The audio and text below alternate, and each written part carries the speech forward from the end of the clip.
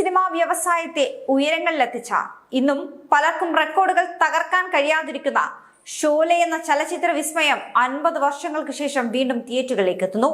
Sholay the final cut എന്ന പേരിലാണ് ചിത്രം 4K അറ്റ്മോസിൽ എത്തുന്നത്. 1500-ലധികം റിലീസ് കേന്ദ്രങ്ങളിൽ ഡിസംബർ 12-ന് ചിത്രം റിലീസ് ചെയ്യും.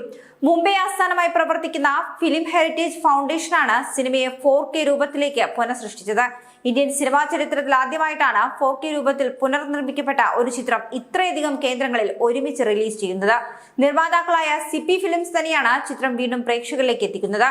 പുതിയ 4K പകർപ്പിന്റെ ആദ്യ പ്രദർശനം ഈ കഴിഞ്ഞ ജൂണിൽ ഇറ്റലിയിലെ സിനിമോ റെട്രോവെറ്റോ ഫിലിം ഫെസ്റ്റിവലിൽ അരങ്ങേറിയിരുന്നു.